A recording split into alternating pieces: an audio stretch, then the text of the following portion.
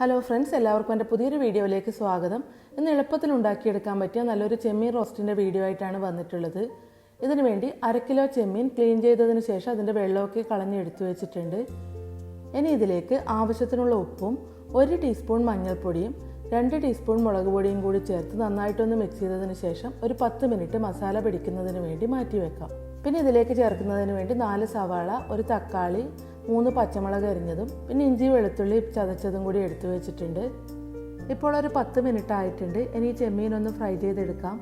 ഒരു പാനിൽ 2 table spoon വെളിച്ചെണ്ണ ഒഴിച്ച് ചൂടാവുമ്പോൾ ഇതിലേക്ക് ചെമ്മീനിട്ട് തിരിച്ചും മറിച്ചും ഇട്ടൊന്ന് ഫ്രൈ ആക്കിയെടുക്കാം.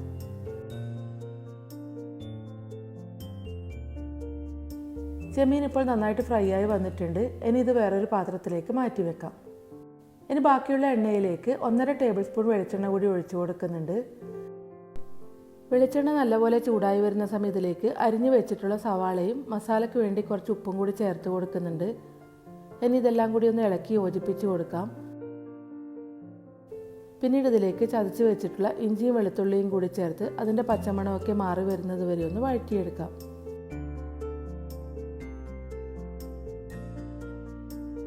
ഇഞ്ചിയും വെളുത്തുള്ളിയൊക്കെ ചെറുതായിട്ട് മൂത്ത് വരുന്ന സമയത്തിലേക്ക് 1 ടേബിൾ സ്പൂൺ മല്ലിപ്പൊടിയും 1/2 ടീസ്പൂൺ മഞ്ഞൾപ്പൊടിയും 1 ടീസ്പൂൺ മുളക് പൊടിയും കൂടി ചേർത്ത് കൊടുക്കുന്നുണ്ട്.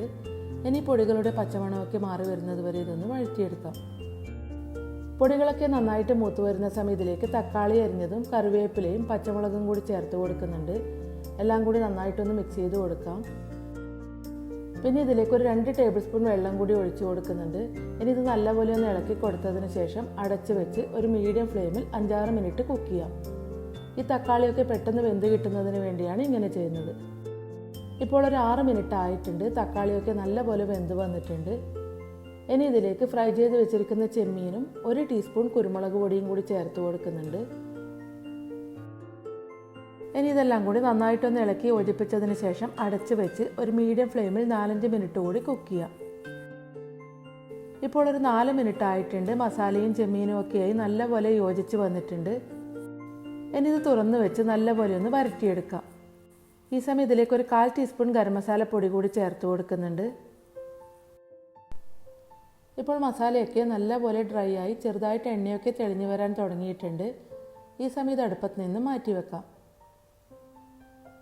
ഇപ്പോൾ വളരെ എളുപ്പത്തിൽ ഉണ്ടാക്കിയെടുക്കാൻ പറ്റിയ നല്ല ടേസ്റ്റി ആയിട്ടുള്ള ചെമ്മീൻ റോസ്റ്റ് ഇവിടെ റെഡി ആയിട്ടുണ്ട്. അപ്പോൾ നിങ്ങൾക്ക് എല്ലാവർക്കും എൻ്റെ ഇന്നത്തെ വീഡിയോ ഇഷ്ടമായെന്ന് വിചാരിക്കുന്നു. എല്ലാവരും ഇത് വീട്ടിൽ ഉണ്ടാക്കി നോക്കണം. എൻ്റെ വീഡിയോ ഇഷ്ടമായെങ്കിൽ ലൈക്ക് ചെയ്യാനും കമൻറ്റ് ചെയ്യാനും നിങ്ങളുടെ ഫ്രണ്ട്സും ഫാമിലിയൊക്കെ വീഡിയോ ഷെയർ ചെയ്യാനും മറക്കരുത്. അപ്പോൾ അടുത്ത വീഡിയോ ആയിട്ട് കാണാം.